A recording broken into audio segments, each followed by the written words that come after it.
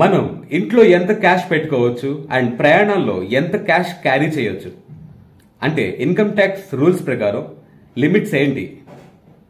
Cash మీద ఉన్న ప్రతి ఒక్క ప్రశ్నకు సమాధానం ఈ వీడియోలో నేను మీకు అందించబోతున్నాను. అంతేకాకుండా personal finance, business, share market, investment, provident fund లాంటి మరెన్నో ఫైనాన్స్ రిలేటెడ్ నాలెడ్జ్ లో ఎవరైతే ఇంట్రెస్ట్ చూపుతారో అలాంటి వారి కోసం నేను మన తెలుగు ఫైనాన్స్ టీవీ నుండి వీడియోస్ ద్వారా ఆ నాలెడ్జ్ అందిస్తున్నాను.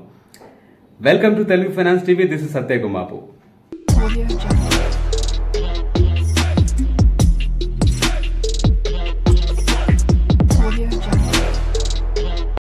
బ్లాక్ మనీని కంట్రోల్ చేసే విధానాల్లో గవర్నమెంట్ చాలా స్టెప్స్ అయితే తీసుకుంది.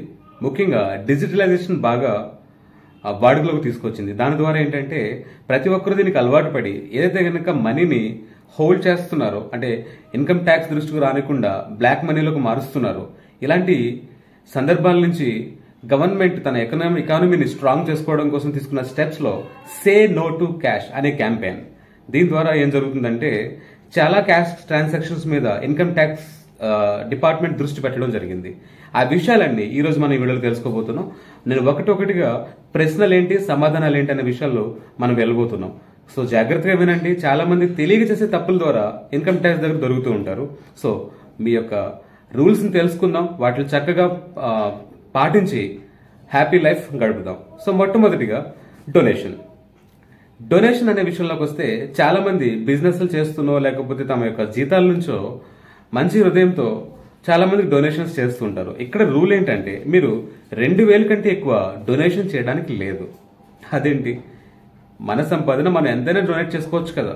కానీ ఇక్కడ డొనేట్ చేయకూడదు అన్న దానికి అర్థం ఏంటంటే చాలా మంది మనం డొనేట్ చేయడానికి గల కారణాలు ఏంటంటే, ఒకటి చాలా మంది వాళ్ళ యొక్క మంచి హృదయంతో చేసేస్తుంటారు. మరికొందరు ఇన్కమ్ ట్యాక్స్ నుంచి రిబేట్ పొందడం కోసం చేస్తూ ఉంటారు. అలాంటి వారి కోసం ఈ పాయింట్. అంటే ఇక్కడ మీరు 2,000 కంటే ఎక్కువ క్యాష్ లో కనుక డొనేషన్ చేస్తే కనుక దాని మీద మీకు ట్యాక్స్ ఎగ్జామ్షన్ ఉండదు. అంటే మీరు ఐటీఆర్ ఫైల్ చేసే టైంలో మీరు దాని ఆన్లైన్ పేమెంట్స్ కి మాత్రమే, అంటే ఆన్లైన్ డొనేషన్ మాత్రమే మీకు ఆ యొక్క ఎక్స్క్యూజ్ అయితే దొరుకుతుంది. మీరు దానికి 2,000 పైన ఎంతైతే కనుక మీరు క్యాష్ లో డొనేట్ చేస్తారో దానికి ఎటువంటి ఎగ్జామ్షన్ ఉండదని అర్థం. సో 2,000 దాటి మీరు క్యాష్ లో కానీ డొనేషన్ చేయకుండా ఉండడానికి ప్రయత్నించండి. అండ్ నెంబర్ 2, 20,000 కంటే ఎక్కువ మీరు క్యాష్ రూపంలో లోన్స్ కి రీపేమెంట్ చేయడానికి లేదు. అంటే బ్యాంక్స్ లో చిన్న చిన్న మొత్తాల లోన్స్ ఉన్నవారు 20,000 కంటే ఎక్కువ మీరు అమౌంట్ ని క్యాష్ లో రీపేమెంట్ చేయొద్దు అని ఇన్కమ్ ట్యాక్స్ చెబుతుంది. And number 3, 2 lakhs cash in a day. అంటే ఒక్క రోజులోనే 2 లక్షల కంటే ఎక్కువ ట్రాన్సాక్షన్ మీరు చేయడానికి లేదు. అది ఎక్కడ జరుగుతుంది? ఉదాహరణగా మాట్లాడుకుందాం. ఉదాహరణకి మీరు కారో, బైకో లేదా గోల్డో కొనడానికి వెళ్తారు. వెళ్ళినప్పుడు ఉదాహరణకు కారు తీసుకుందాం. ఒక కారు మీద ఒక 10 లక్షలు అనుకుంటే కనుక ఒక 8 లక్షలు ఈఎంఐలోకి, ఒక 2 లక్షలు మీరు డౌన్ పేమెంట్ చేద్దామని 2 లక్షలు క్యాష్ తీసుకెళ్లి కౌంటర్ దగ్గర ఇస్తారు. కానీ వాళ్ళు యాక్సెప్ట్ చేయరు. 1,95,000 దగ్గర ఎంత దగ్గర ఆపేస్తారు. ఎందుకంటే 2 లక్షలు అండ్ మించి మీరు ఎప్పుడైతే కనుక క్యాష్ ట్రాన్సాక్షన్ చేస్తారో తీసుకున్న వారి మీద 100% పెనాల్టీ అయితే కనుక ఇన్కమ్ ట్యాక్స్ డిపార్ట్మెంట్ వేస్తుంది. అంటే క్యాష్ వాళ్ళు 2 లక్షలు మన దగ్గర తీసుకోవడానికే లేదు.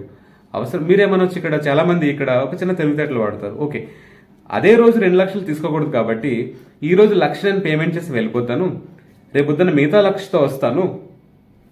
సో అది సెకండ్ డే అయిపోతుంది కాబట్టి డెలివరీ కార్డు నేను రేపు తీసుకుంటానులే అంటారు. ఐడియా బాగానే ఉంది. కానీ ఇక్కడ రూల్ మనం సరిగా అర్థం చేసుకోవాల్సింది ఏంటంటే 2 లక్షల ట్రాన్సాక్షన్ సింగిల్ డే తో పాటు single transaction single particular item అనమాట. లైక్ ఉదాహరణకి మీరు ఆ 2 లక్షల క్యాష్ అనేది 2 రోజుల్లో ఇచ్చేది ఒక ఐటెంకే కాబట్టి, అంటే అదే కారు కోసం కాబట్టి దాన్ని మీరు సింగిల్ ట్రాన్సాక్షన్ కింద ఇన్కమ్ ట్యాక్స్ కన్సిడర్ చేస్తుంది. అర్థమైంది అనుకుంటున్నాను. అది సింగిల్ ట్రాన్సాక్షన్ కింద కన్సిడర్ చేస్తుంది. అదే 2వ రోజు మీరు వేరే ఐటెం కొంటే మీరన్న ఇక్కడ ఈ లాజిక్ వర్కౌట్ అవుతుంది. సో మీకు అర్థమైందని భావిస్తున్నాను. 2 లక్షల కంటే ఎక్కువ ఎక్కడ మీరు ట్రాన్సాక్షన్ చేయడానికి ప్రయత్నించవద్దు. మీరు చేసినా వాళ్లే తీసుకోరు. బట్ ఈ విషయం మీకు తెలియాలి. And number 3, yearly cash limit 20 lakhs. అంటే ఇప్పుడు 2 లక్షల విషయం బాగానే ఉంది. మీరు ఎక్కడో 1,00,000 ఇచ్చారు తీసుకున్నారు అనుకుందాం. 1,00,000 ఇచ్చి ఒక ఐటమ్ కొన్నారు. అలాగే సంవత్సర కాలం మొత్తంలో ఒక చోట 20,000తో సామాన్ కొన్నారు, ఒక చోట 30,000తో సామాన్ కొన్నారు. అన్ని చోట్ల క్యాష్ ఇచ్చారనుకుంటే కనుక మీరు గమనించాల్సిన విషయం ఏంటంటే మీరు ఎక్కడెక్కడైతే కనుక మీరు క్యాష్ ట్రాన్సాక్షన్స్ చేస్తున్నారో వాళ్ళు మీ పాన్ కార్డ్ జెరాక్స్ అడుగుతారు. ఎందుకంటే వారు ఇన్కమ్ ట్యాక్స్ రిపోర్ట్ కి రిపోర్ట్ చేస్తారు. ఈ వ్యక్తి ఈ పాన్ కార్డు తాలూకు వ్యక్తి మా దగ్గర ఇంత క్యాష్ డిపాజిట్ చేశాడు అని. సో అది ఇయర్ మొత్తంలో 20 లక్షలు దాటిందంటే ఇన్కమ్ ట్యాక్స్ ఇంటికి వచ్చి కూర్చుంటుంది. అంటే మీకు నోటీస్ ఇస్తుంది. డెఫినెట్గా మీరు ఆ ఇన్కమ్ సోర్స్ యొక్క మీరు రిపోర్ట్ అయితే డెఫినెట్లీ ఇవ్వాలి. అది కనుక మీరు ఇవ్వలేని పక్షంలో మీకు పెనాల్టీ అయితే పడుతుంది. అంటే 20 లక్షలు దాటి మీరు ఏదైతే కనుక క్యాష్ ట్రాన్సాక్షన్ చేస్తున్నారో అక్కడ మీకు పెనాల్టీ పడే అవకాశాలు అయితే ఉంటాయి. అండ్ మరో పాయింట్ ఏంటంటే అసెట్స్ మీద, అంటే చాలా మంది ఒక ఇల్లు కొనడమో అమ్మడమో చేస్తూ ఉంటారు. అక్కడ కూడా మనోళ్ళు బ్లాక్ మనీ బయట తీస్తూ ఉంటారు. అఫ్ కోర్స్ అది బ్లాక్ మనీ నేను అనలేను, కానీ మీరు కష్టపడిన సంపాదన అయి ఉండొచ్చు. కానీ 30 లక్షలు మీరు ఒక వ్యక్తికి ఆ వస్తువు కొనడానికి ఇచ్చినా, లేదా కొనని వస్తువు దగ్గర నుంచి 30 లక్షలు తీసుకున్నా, అది కూడా పెనాల్టీలోనే వస్తుంది. అది కూడా మీరు గ్రహించాలి. సో 30 lakhs అనేది సింగిల్ ట్రాన్సాక్షన్లో క్యాష్ రూపంలో అసెట్స్లో 100% జరగడానికి లేదు. ఇంకోటి క్రెడిట్ కార్డు విషయంలో మాట్లాడితే, క్రెడిట్ కార్డులో ఏం చేస్తుంటారంటే మన వాళ్ళు లిమిట్ ఉంటుంది చాలా మందికి, 2 lakhs లిమిట్, 1.5 lakhs లిమిట్ ఉంటుంటే సర్లే కదని 1 lakh వర్తున్న ఏదైనా ఒక ఐటమ్ని కొనేస్తారు. 1 lakh వర్తున్న ఐటమ్ కొన్నప్పుడు ఏం జరుగుతుందంటే అది ఇన్కమ్ ట్యాక్స్ దృష్టికి వెళ్తుంది. అక్కడ కూడా వాళ్ళు మిమ్మల్ని ప్రశ్నించే హక్కు ఉంటుంది, వారికి మీరు సమాధానం చెప్పాలి. 1 lakh మించి మీరు క్రెడిట్ కార్డులో ట్రాన్సాక్షన్ చేయడానికి ప్రయత్నించవద్దు. అంటే ఏ ఐటమ్ కొన్నా 1 lakh బిలో ఉన్న ఐటమే కొనండి, అది మీకు మంచిది. మీ సిబిల్ స్కోర్ విషయంలో కానీ ఇన్కమ్ ట్యాక్స్ నుంచి కానీ మీకు ఎటువంటి తలనొప్పులు ఉండవు. అండ్ మీరు వెయిట్ చేస్తున్న ఒక విషయం ఏంటంటే, ఇంతకీ మనం ఇంట్లో ఎంత క్యాష్ పెట్టుకోవచ్చు? ఆ విషయంలోకి వెళ్ళక ముందు జాగ్రత్తగా వినండి. ఇంకో 2 పాయింట్స్ ఉన్నాయి. ఎవరైతే కనుక ఫారిన్ ట్రిప్ వెళ్తారు, అంటే ఫారిన్ తిరగడానికి వెళ్తారు కదా, మళ్ళీ తిరిగి ఇండియాలోకి వస్తున్నప్పుడు వారి దగ్గర పర్సులో, అంటే జర్నీలో వాళ్ళు క్యాష్ చేసినప్పుడు క్యాష్ 25,000 కంటే ఎక్కువ ఉండి మీరు తిరిగి ఇండియాకి వస్తుంటే కనుక అది పర్మిషన్ లేదు. అంటే మీరు 25,000 కంటే ఎక్కువ క్యాష్ని విదేశాల నుంచి ఇండియాలో లోపలికి తీసుకురావడానికి రూల్స్ ఒప్పుకోవు. అది కూడా మీరు గుర్తుపెట్టుకోవాలి. అండ్ ఎవరైతే కనుక ఫారెన్ నుంచి వచ్చినప్పుడు ఫారెన్ ఎక్స్చేంజ్ తీసుకొస్తే కనుక, అంటే డాలర్స్ కానీ మరే ఇతర కరెన్సీ కానీ ఇండియాలోకి తీసుకొస్తే కనుక అది మీ దగ్గర ఎన్ని రోజులు పెట్టుకోవచ్చు? అది ఎలా అంటే, మీరు ఆ తెచ్చిన కరెన్సీని మీరు 180 రోజుల కంటే ఎక్కువ మీ దగ్గర ఉంచుకోవడానికి లేదు. దాన్ని మీరు ఎక్స్చేంజ్ చేసేయాలి 180 రోజుల్లోపు. లేదు మీ దగ్గర ఉంచుకోవాలనుకుంటే కనుక, మీరు ఆల్రెడీ విదేశాల్లో సెటిల్ అయ్యి ఇండియాకి షిఫ్ట్ అయిన వ్యక్తులు అయితే కనుక మీ దగ్గర ఒక ఆర్ఎఫ్సి ఉంటుంది. అంటే ఆర్ఎఫ్సి అంటే రెసిడెంట్ ఫారెన్ కరెన్సీ అకౌంట్. అంటే ఆర్ఎఫ్సి అకౌంట్ అంటే మళ్ళీ తిరిగి మీరు ఫ్యూచర్లో తిరిగి మీరు అక్కడికి వెళ్ళొచ్చు. సో మీకు డబ్బులు అవసరం పడవచ్చు. కాబట్టి అప్పుడు మీకు గవర్నమెంట్ అంటే 2,000 USD, అంటే 2,000 యునైటెడ్ స్టేట్స్ డాలర్స్ ఏదైతే ఉందో మీరు మీ యొక్క ఈ ఆర్ఎఫ్సి అకౌంట్లో డిపాజిట్ అయితే చేసుకోవచ్చు. కానీ ఆ అకౌంట్ లేని వారు ఏంటంటే 180 రోజుల్లోనే ఆ డబ్బులు తిరిగి అక్కడ డిపాజిట్ చేసేయాలి. సో అర్థమైంది అనుకుంటున్నాను. ఇప్పుడు అందరూ వెయిట్ చేసే ఒక లాస్ట్ పాయింట్ అంటే ఇంట్లో ఎంత క్యాష్ ఉండొచ్చు.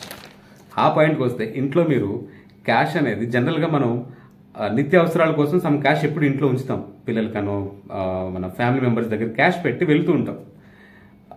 దీంట్లో లిమిట్ ఏంటంటే మీరు ఎంతైనా ఉంచవచ్చు. కానీ ఏంటంటే ఒకవేళ ఇన్కమ్ ట్యాక్స్ రైడ్ అయితే కనుక ఆ రైడ్లో మీ దగ్గర మీ యొక్క ఆదాయానికి మించి, మీరు ఎంప్లాయ్ అయితే కనుక మీ ఆదాయం ఏంటో మీకు తెలుసు, మీ బిజినెస్ అయితే మీ బిజినెస్ ఇన్కమ్ ఏంటో మీకు తెలుసు. అది మించి కనుక మీ దగ్గర ఏదైనా అమౌంట్ ఉంది అంటే దానికి మీరు ఆ సోర్స్, ఆ ఇన్కమ్ అది ఎక్కడి నుంచి అయితే వచ్చిందో ఆ సోర్స్ని మీరు ఇన్కమ్ ట్యాక్స్ రైడర్స్కి, ఎవరైతే రైడ్ చేయడానికి అసెసింగ్ ఆఫీసర్ వస్తారో మీరు సబ్మిట్ చేయగలగాలి. అక్కడ మీరు అది చేయగలిగితే కనుక మీరు సేఫ్. ఒకవేళ ఆ ఇన్కమ్ ఎలా వచ్చిందనే దానికి సమాధానం మీ దగ్గర లేకపోతే కనుక 137% వరకు పెనాల్టీ పడుతుంది. అర్థమైంది అనుకుంటున్నాను. 137% అంటే ఎంతో. కాబట్టి మీరు ఇంట్లో క్యాష్ పెట్టుకోవచ్చు, అది ఇల్లీగల్ అమౌంట్ అయి ఉండకూడదు. అయిందా ఇన్కమ్ ట్యాక్స్ రేట్లో మీరు 137% పెనాల్టీ కట్టడానికి సిద్ధం అవ్వాలి. సో ఐ హోప్ మీకు ఈ ఇన్ఫర్మేషన్ చాలా ఉపయోగపడిందని భావిస్తున్నాను. ఎందుకంటే క్యాష్ విషయంలో చాలా మందికి డౌట్స్ ఉంటాయి, చాలా మంది తెలియదు, ఇలా కూడా ఉంటుందా అనుకుంటారు. కాబట్టి క్యాష్ విషయంలో జాగ్రత్తగా ఉండండి. ఎందుకంటే ఈ మధ్యకాలంలో డిజిటలైజేషన్ మనం చాలా ముందుకు వెళ్తున్నాం. రాబోయే రోజుల్లో ఈ క్యాష్ లిమిటేషన్స్ కూడా ఉండకపోవచ్చు. అవి మరింత తగ్గి ఆల్మోస్ట్ జీరోకి తీసుకువెళ్ళినా మనం ఆశ్చర్యపడాల్సిన అవసరం లేదు. క్యాష్ చలామణి మొత్తానికి ఆపేసినా ఆశ్చర్యపడాల్సిన అవసరం లేదు. కాబట్టి అన్నిటికీ సిద్ధం కండి. Know your updated rules and మీ యొక్క లైఫ్ స్టైల్ని స్మూత్గా మార్చుకోండి. So stay tune to Telugu finance TV. Signing off Satyakumar.